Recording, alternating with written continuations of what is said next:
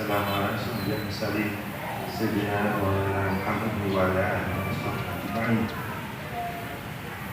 Para hadirin beserta kajian tema etik tahap awal yang pada bulan hari ini jatuh pada hari Ahad 8 November 2015. Alhamdulillah pada sore hari ini telah hadir pengasuh tetap dari kajian tematik tahap awal ini Mukarram Putra Rizki Haji Sukadi Masruri yang pada sore hari ini insyaallah akan membahas topik walimah termasuk adat atau syariat.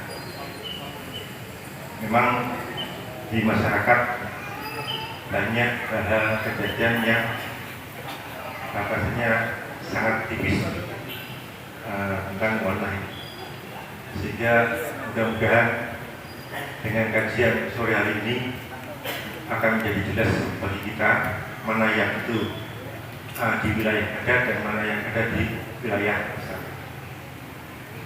Bapak sekalian, sebelum dimulai, marilah bersama-sama kita buka acara sore hari ini dengan pembacaan kitab. Mudah-mudahan diberkati Fatihah apa yang kita laksanakan diridhoi dan mendapat berkah dari Allah Subhanahu wa taala.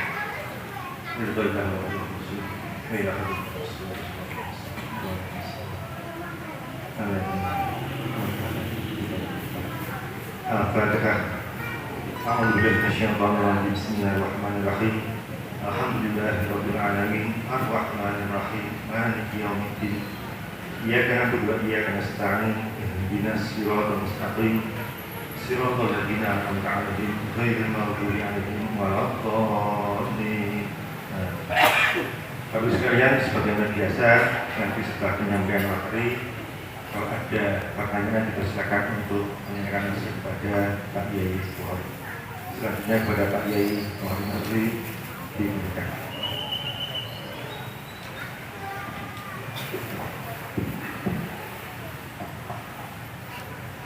Assalamualaikum warahmatullahi wabarakatuh. Bismillahirrahmanirrahim. Alhamdulillahil khaliqil alam alladzi 'allamana ma lam na'lam walladzi arsyadana li hidayatihi 'ala mamarri syuhuri wal 'awam. Asyhadu an la ilaha illallah wahdahu la syarika lah wa asyhadu anna Muhammadan 'abduhu wa rasuluh. Wa sallallahu ala sayyidina wa habibina wa syafi'ina Muhammadin wa ala alihi wa ashabihi wa ala tabi'ina wa tabi'in tabi'ina wa tabi'in ila yaumil qiyamah. Amma ba'du. Bapak, Ibu, dan saudara-saudara sekalian, kali ini saya diminta untuk membahas tentang walimah. Menurut pandangan Islam bagaimana dan kaitannya dengan adat yang berlaku di daerah kita bagaimana? Jadi walimah antara adat dan syariat. Walimah itu berasal dari bahasa Arab walimah yaulamu walimatan. Walimah yaulamu dari kata-kata walam, artinya kumpul-kumpul makan-makan. Kumpul-kumpul mangan-mangan itu walimah.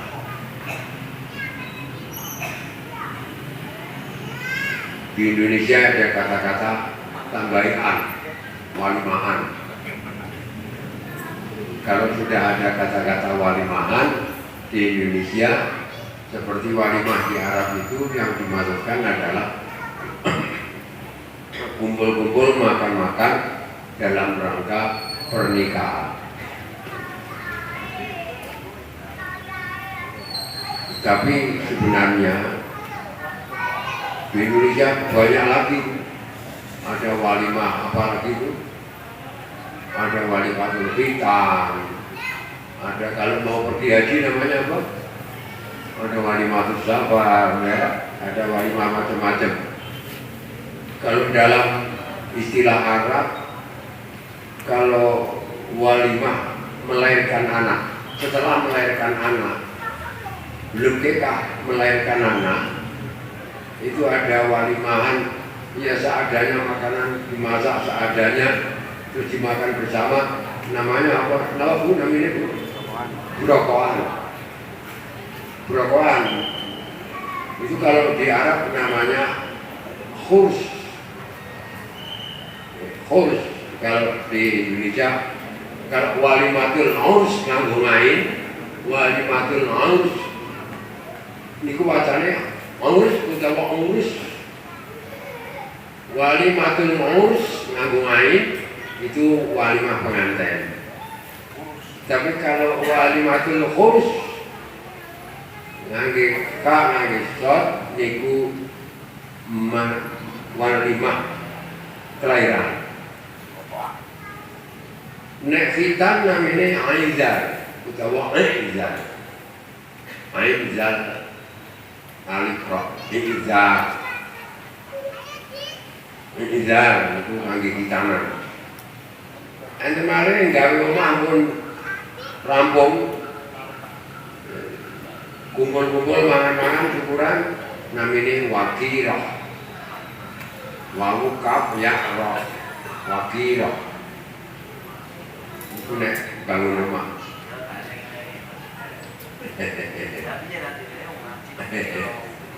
Wakirah nawa.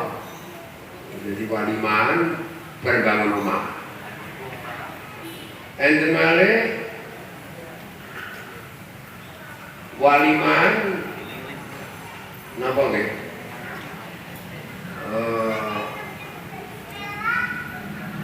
Nek enten tiyang baru duwe anak kuliah di wisuda lulus utawa ngatamna Quran, ngapalno Quran wis khatam nganakno syukuran niku namine ana sing ngarani napa nggih? Waktu tulisane niku wacane niku ana sing macane niku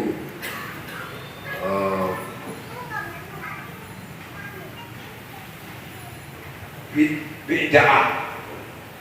Enten sing ngarani nggih walimatul napa walimatul bid'ah. Enten malih nggih menika sing maca mikdabah ngoten. Ana sing mukdabah, ana sing mikdabah, ana sing makdabah. Kula mun ningali terus-terusne dadi nek bar duwe anak ngapalno Quran khatam disyukuri nganakno walimah namine nek kula macane mikdabah, ning enten sing tulisane mukdabah, enten sing makdabah. Mim hamzah dal ba tak kudel mikdabah, enten sing mukdabah, enten sing makdabah. Niku nek khataman syukuran dalam rangka anake lulus wisuda barangkali. Anane nek kene walimah safar arep lunga nggih. Nek Arab mboten lunga wis suwe ra mulai-mulai. Bar mulai sekolah lungan niku enten piyambak anika niku walimahan bar mulih lelungan pulang dari bepergian. Jadi anggere enten walimah kita, walimah safar, walimah syukuran khataman Quran napa-napa niku nganggo embel-embel. Nek kata-katane walimah ngono tok kuwi nganten. Nek ora nganggo apa-apa, walimah ngono tok itu menurut para ahli fikih menyebutnya nganten, walimah nganten. Nek orang nganten nganggo tambahan walimatul khitan, menatul anu, watul anu.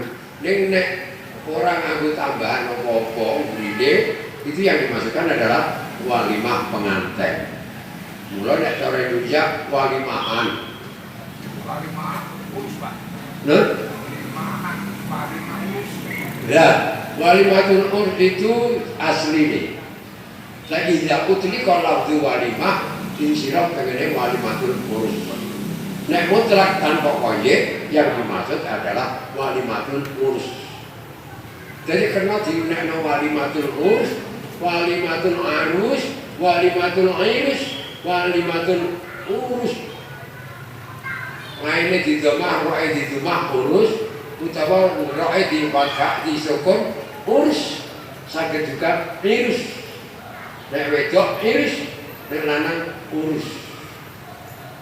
Nek angger muni walimah niku tok tanpa embel-embel, sing dimaksudna ya kuwi panten. Dan kata-kata sing dirembuk hari ini adalah walimah tanpa embel-embel berarti walimah panten.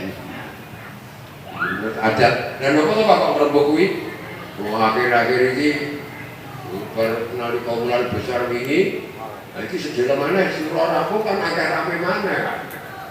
Sapar mulai rame mulane. Kadang-kadang yang bulan besar terkobong nanti sambat berkumpul Pak. Kedina masa niku undangan nggih ngantos 6 itu lah nek kok jadi 20 pengen nggih kok tak motor 120. Itu bukan urusan Islam sebenarnya, itu bukan urusan syariat. Itu urusan adat itu kalau soal amplop itu. Iya, maka kita bicarakan dari ini. Walimah antara adat dan antara syariat dan adat. Bagaimana kita menyikapi walimah menurut ketentuan syariat dan hubungannya dengan adat yang berlaku di kalangan kita, bagaimana caranya menyikapi? Berbeda loh janjane. Maka kita bicarakan sekarang walimah menurut syariat B. Yang pertama tentang walimah, yang dimaksudkan walimah yaitu kumpul-kumpul makan-makan dalam rangka melahirkan rasa syukur, rasa senang dalam rangka pernikahan pengantin. Adapun hukumnya berdasarkan sabda Nabi Muhammad SAW dan berdasarkan yang dilakukan Nabi Muhammad SAW, para ulama menetapkan sunat muakkad. Tapi ada yang berpendapat wajib. Berdasarkan sunnah Nabi apa? Nabi waktu nikah dengan Sayyidah Khadijah pakai walimah besar-besaran. Nalika walimah dengan Sofia istrinya itu seadanya, hanya dengan kurma 2 mut, ya orang gegem gampang nih. Rong rauh. Jadi sederhana banget karena punyanya itu. Tapi dalam sabda Nabi ketika melihat Abdurrahman bin Auf niku menikah, ditanya, kamu kok ada kuning-kuning apa itu? Abdurrahman, kok ada kuning-kuning apa itu? Abdurrahman menjawab, saya nikah ya Rasulullah. Alim walau bisyatin, kata Nabi. Wali mau, walaupun hanya menyembelih seekor kambing. Wali mau senajan meng wedhus siji kok emeng. Karena Abdurrahman bin Auf itu orang kaya. Asalnya ketika hijrah ke Madinah itu melarat Abdurrahman bin Auf. Disaudarakan oleh Nabi dengan orang kaya. Jadi orang hijrah ke Madinah itu kan, kowe melok kono kowe anggere kowe dilunmu kowe tangamu didulur-dulur kayak gitu loh. Nah, Abdurrahman itu melarat, tapi didulurke wong sugih sing duwe omah ngene. Kang sampean wis saiki dadi dulurku. Saiki apa wae duwekmu nang omah kene sing mbok karepno PN. Kowe butuh apa wae kari ngamek anggapan ngekmu dhewe. Lah aku di bojo akeh kuwi nek kowe ana sing seneng. Nek ana sing kowe mbok senengi kandha aku tak pegati PN kowe. Saking lumane sing di omah. Nanging kepribadian Abdurrahman bin Auf enggak begitu. Jangan kamu berikan, berilah kayanya. Jangan kamu berikan. Ikan dimakan habis. Kalau kamu beri kail, saya bisa mencari Bukan, jangan kamu berikan, beri kayaknya. Aku warai dagang ben jadi wong sugih kaya sampean ngono. Akhirnya Abdurrahman bin Auf jadi orang kaya. Kula ketika Nabi aulim walau bisatin. Wali mau senajan ming lho, wedhus kok demeng. Ora kita ming beli wedhusiji. Dari hadis ini maka para ulama kalau ada perintah itu mestinya menunjukkan hukum wajib. Maka ada yang berpendapat walimah itu hukumnya wajib, tapi ada yang berpendapat berdasarkan data-data yang lain bahwa walimah itu tidak wajib tapi sunnah karena seukur dengan kemampuannya.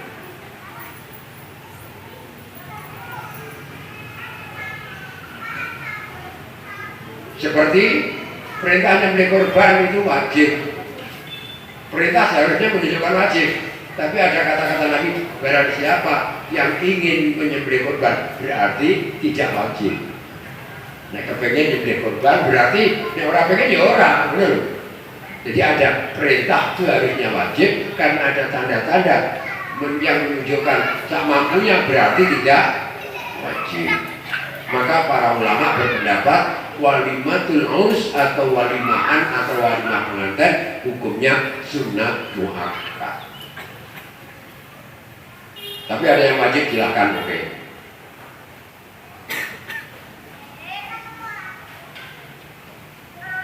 Tapi Nabi mengatakan walimah fil yaumil awal haqqun wa fil yaumil tsani ma'rufun wa fil yaumil tsalits napa gitu riya'un wa sum'ah. Kalau orang menyelenggarakan walimah pertama yang sekali saja itu hak. Kalau mengadakan walimah sampai 2 kali, yang kedua ini masih wajar. Tapi kalau walimah yang ketiga itu pamer dan umum bahasa Indonesia apa? Menyombongkan diri, membanggakan diri. Kalau sampai 3 kali itu pamer dan membanggakan diri. Tapi saya pernah mendengar sendiri berdasarkan kitab yang saya cari belum ketemu, Kiai Jawahari Kencong mengatakan walimah yang ketiga haram. Karena sudah israf, berlebihan. Walimah yang pertama hak, yang kedua wajar. Saka senenge walimah yang ping wajar. Nek ping 3 itu termasuk haram. Ada yang menyebutnya makruh, ada yang menyebutnya menurut hadis aslinya riya'un wa sum'atun, pamer dan umum. Apa ono Pak? Walimah ping 3. Ono. Nang Indonesia ono akeh. Kok iso piye ya? Hari ini undangan akad nikah, walimah, makan-makan kumpul, barakat nikah, makan-makan, ada nggak? Ya. Setelah itu resepsi, itu juga walimah.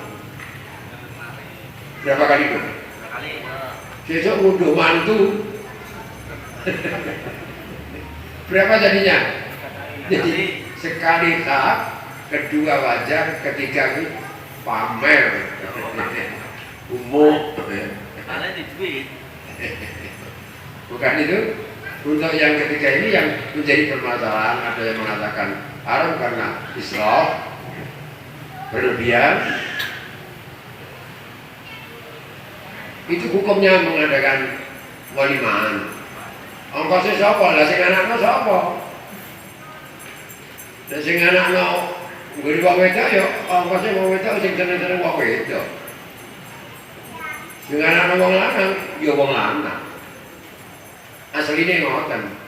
Tapi guri-guri ora. Lha arep bebek kok akeh tanggungan wong lanang. Sampai wong Arab itu kadang-kadang nanti kok 150 orang kawin mergo kabotan bayar. Ongkos walimah, ongkos mahar, wong wedok Arab ku mahare larang. Wong wedok Arab niku mahare nikah niku lho. Sakniki kira-kira sekitar 50 juta luwih. Mahare 50 juta. Nek ana wong wedok arep dinikahi, mahare kurang saka ibuku biyen wae 50 kok mosok aku. Mosok aku kurang saka 50. Aku karo ibuku ayu aku. Wong Arab, wong wedok Arab itu unggul-unggulan mahar dan bangga. Pada saat Sayyidina Umar menjadi khalifah, membuat batasan mahar mas kawin untuk wanita tidak boleh melebihi sekian, dibatasi supaya nggak lebih dari sekian dirham. Lalu ada orang perempuan berdiri dan protes. Ya Amirul Mukminin, qala Allah Ta'ala fi kitabil karim, gitu. Orangnya perempuan langsung dalil. Menurut firman Allah, yang namanya mahar itu atas kesuka saling suka, nggak ada batasan. Sayyidina Umar langsung meralat. As-sobati imra'atun wa akhta'a Umar. Bener kamu perempuan, Umar salah. Saya kira presiden ngakoni salah. Mbok salah itu ora tau ngakoni. Dino nek ngomong salah ora tau ngakoni. As-sobati imra'atun wa akhta'a Umar. Betul kamu perempuan, Umar salah. Kepala negara padahal. Sehingga akhirnya nggak jadi dibatasi. Oleh karena itu unggul-unggulan mahar. Di samping itu biaya walimah dibebankan kepada laki-laki. Sehingga seorang laki-laki kalau menikah itu biayanya ada 100 jutaan. Kalau dirupiahkan. Banyak orang itu yang nanti cuek di orang nikah. Mula senangannya nikah nang Jawa. Murah lagi dengan mas kawin 100.000 rupiah. 300.000 bisa bawa pulang dengan KTP dan 300.000 bisa pulang bawa motor, 100.000 bisa pulang bawa orang Arab itu. Itu tanggungan siapa walimah? Sebenarnya walimah itu kalau yang menyelenggarakan perempuan ya urs itu perempuan, kalau yang menyelenggarakan laki-laki urs itu laki-laki. Tapi kalau di Indonesia lain lagi. Adat Indonesia juga lain. Di Indonesia itu yo sing anak wong wedok tapi biaya, mulai biaya negara, biaya penghulu, biaya macam-macam itu dibebankan pada laki-laki atau berdasarkan perundingan. Ning wong Jawa kadang-kadang iya muni ora muni iya, jane butuh tambahan duit ning nek campur-campur muni ngono. Sampai wong Eropa ki nek nyelidiki Indonesia bingung. Wis genah durung mangan dicari monggo dah campur padahal durung ya. Iya wong Eropa sampai guna aku nyelidiki wong Indonesia itu bingung. Mau bareng karo aku kesuk mangan durung mangan ditawani mangan kok. Monggo dah campur. Ndek kapan.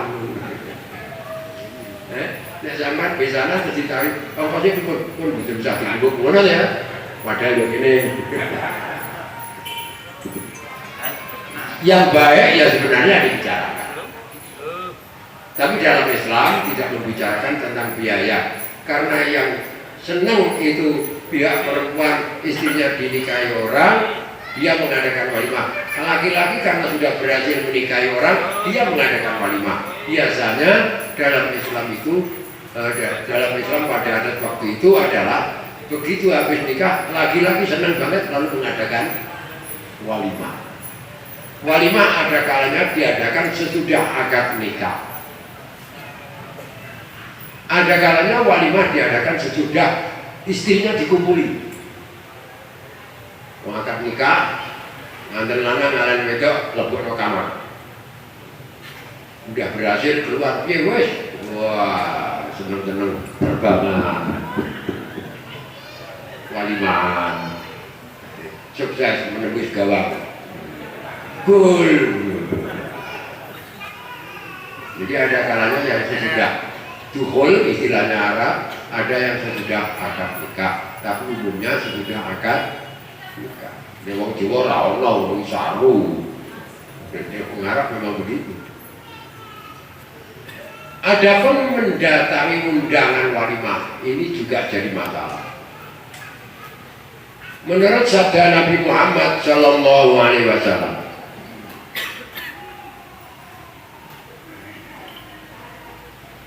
Nabi mengatakan, "Idza tu'itum ilal walimati fal yujib."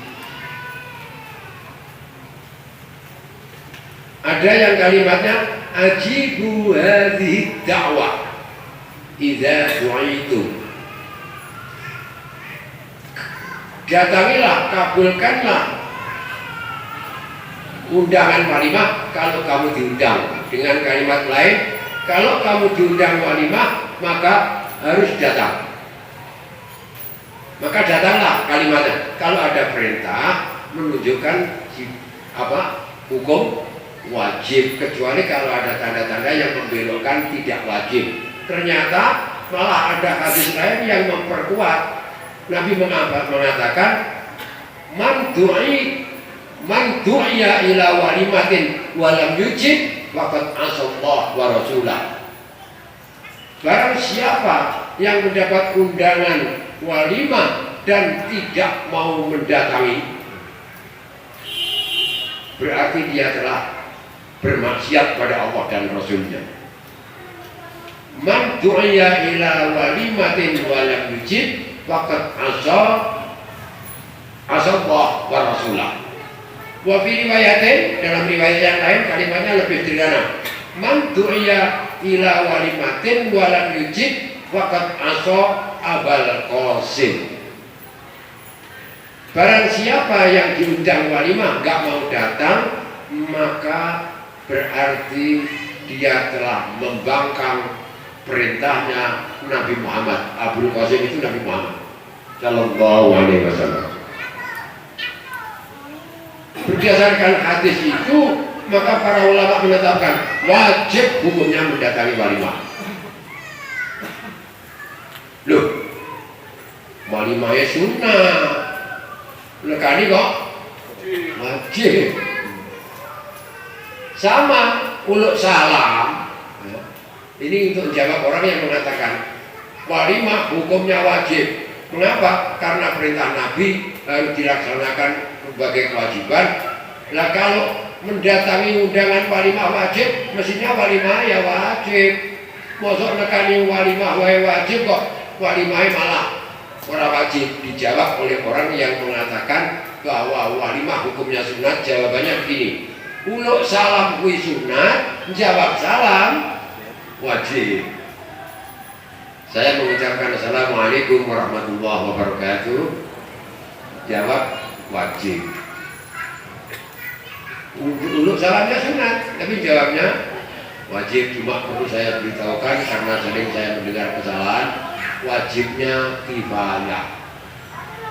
Nek ono kiai salam, wajib jawab itu wajibnya kifayah.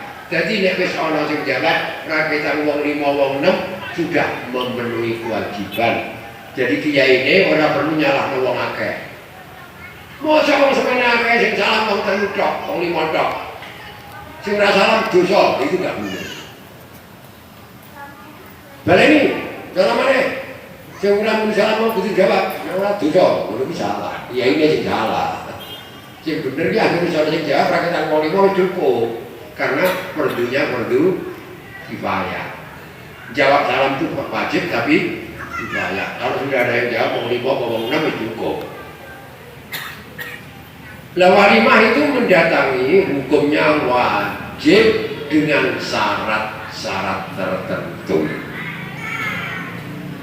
Satu yang wajib didatangi adalah undangan walimah yang pertama.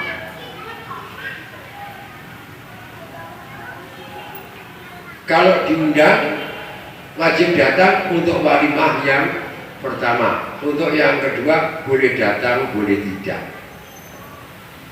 Datang yang baik. Kalau tidak, nggak berdosa. Tapi kalau walimah yang ketiga, nekani malah makruh. Ada yang mengatakan haram. Syarat pertama ya, saya ulangi, yang wajib mendatangi walimah yaitu walimah yang diselenggarakan pertama. Kalau ada walimah beberapa kali, yang wajib itu yang kali pertama.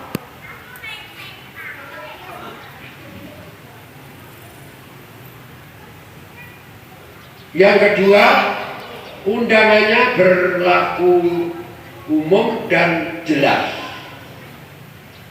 Kalau undangannya bersifat umum nggak jelas, contoh, saudara-saudara, saya nggak undang secara khusus, siapa saja yang mau datang boleh, itu tidak wajib mendatangi, karena nggak jelas untuk undang tokoh. Tapi kalau undangan itu langsung diberi kepada yang terhormat saudara Bukhari, itu jelas alamatnya wajib.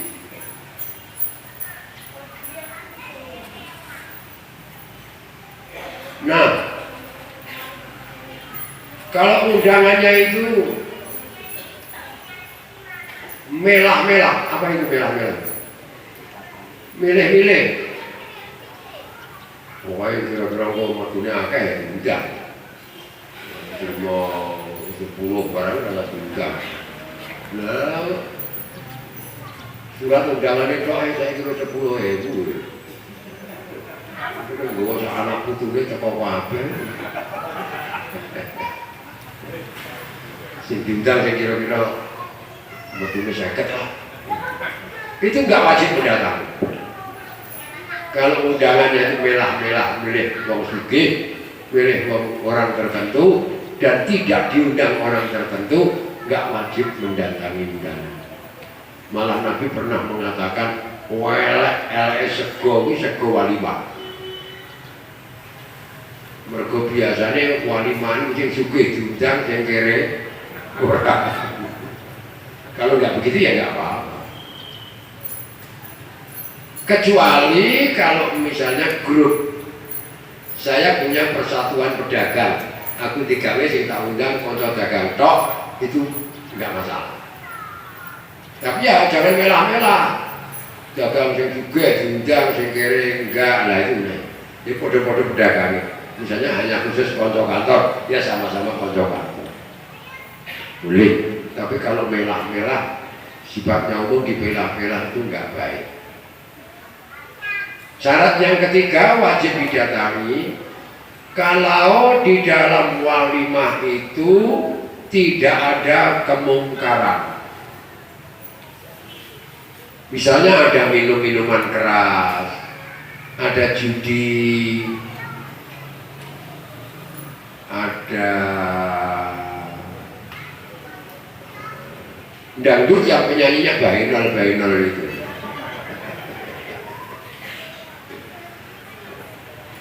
Model pantura, kalau dangdut model pantura.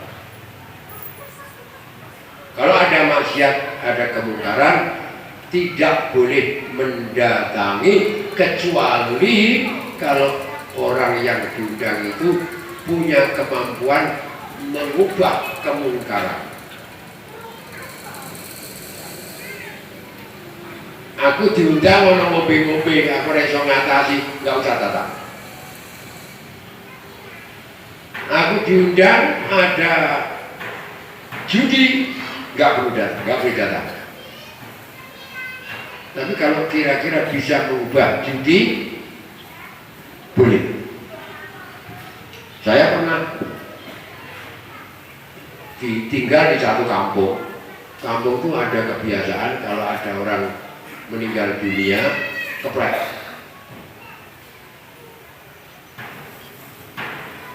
Orang kok ngajak nomor keplek.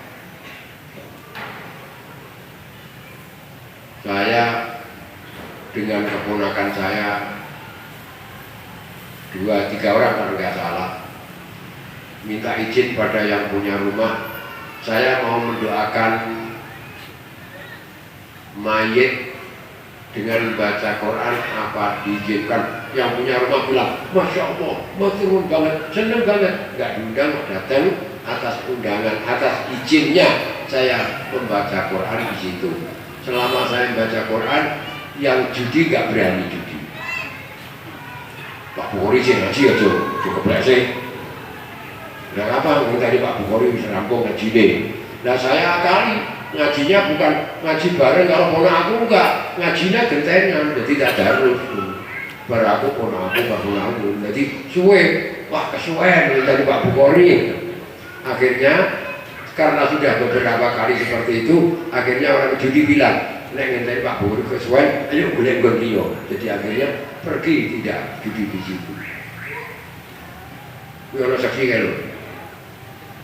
Itu saksinya Mas itu. Setelah saya begitu akhirnya tempatnya orang mati nggak ada judi waktu itu. Mbok saya dia ngono tak akal. Jadi kalau kita diundang dan kiranya bisa menghilangkan kemungkaran, datanglah. Tapi kalau nggak bisa, nggak perlu datang.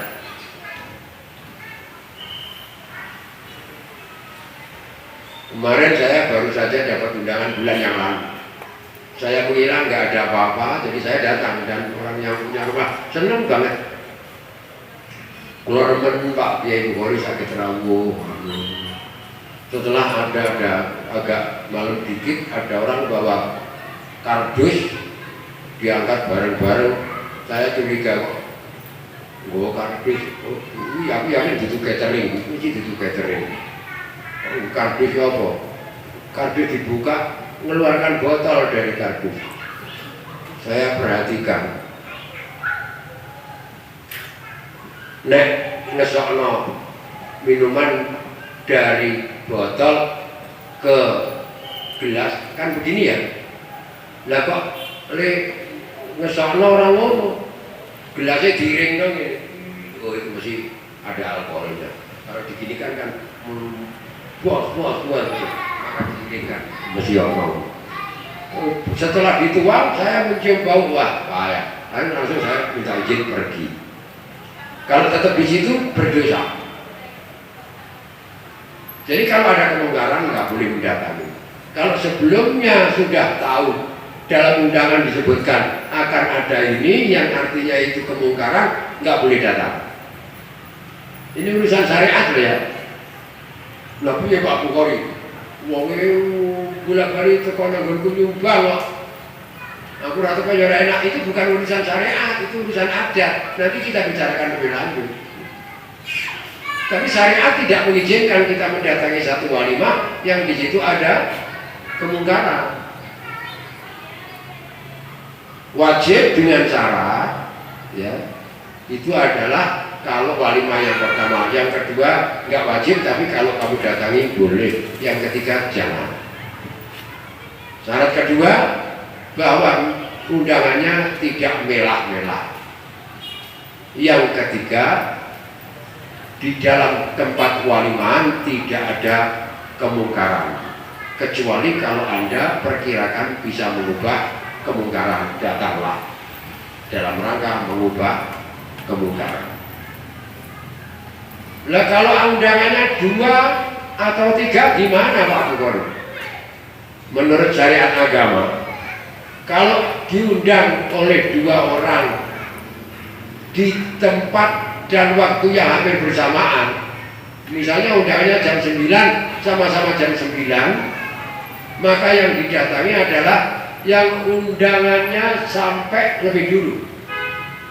Yang undang lebih dulu siapa? Yang undang lebih dulu A, undangannya si B datang belakangan, waktunya sama-sama jam 9, maka yang didatangi adalah yang undangannya datang pertama. Ini saya bicara soal hubungan syariat loh ya, bukan soal amplop loh ya, sekali lagi. Kalau undangannya lebih dari 1, maka yang didatangi, yang wajib didatangi adalah yang undangannya datang lebih dulu. Nah kalau datangnya undangan bareng dia Pak. Kalau undangan datang bersama, maka yang didatangi adalah yang paling akrab ke persaudaraannya. Sing siji dulur, sing siji ora dulur, ditekani sing dulur. Lah nek kene sing bar kene bar kok kene kono, wong wektune bareng kok. Mangane bareng jam 09.00. Lah kalau bareng gitu ya nggak bisa. Nek sing siji jam 09.00 di jam 10 nggak masalah. Ini masalahnya walimahnya persis bareng menurut kitab-kitab fikih, maka datangi yang undangannya lebih dulu. Kalau undangannya datang bareng, yang didahului, yang didatangi adalah yang masih keluarga. Kalau podo keluargane, datangi keluarga yang paling dekat. Nek ana keluarga misanan karo mindoan sing ditekani misanan. Nek podo misanane, podo misanane gak bedakno, Islam gak bedakno tuwono. Podo dulure, undangane bareng di lotre, diundi. Karena sama-sama, undangannya sama-sama akrabnya, sama kelasnya, podo misanane. Ya kalau sama-sama, pilih yang paling dekat rumahnya. Nek podo cedake, diundi.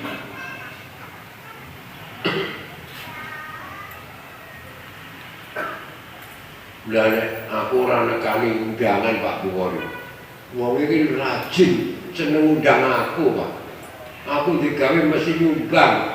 Nek aku ora teko piye? Ini bukan urusan hukum syariat. Ini masalah adat. Aku ora teko. Nek aku teko diharamno agama, nek ora teko piye?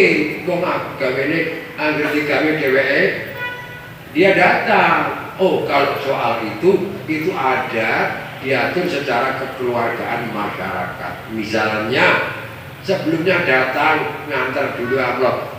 Maaf, aku sesuk ora iso teko jenengan kagungan kerja, saya nggak bisa datang.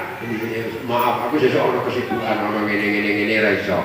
Jadi minta pamit, minta izin tidak bisa datang besok. Atau datang sesudahnya. Maaf Mas, aku ini sudah teko mergo bareng kono-kono. Soal kalau itu urusan amplop, urusan adat. Tapi kalau syariat tetap, kalau ada kemungkaran tidak boleh datang. Kalau sebelumnya Anda datang enggak masalah, sesudahnya datang enggak masalah. Dan sebenarnya aslinya zaman kuno enggak ada itu sumbangan apalagi amplop, enggak ada. Adat Indonesia juga nggak ada gitu. Cuma masalahnya begini loh, wong mantu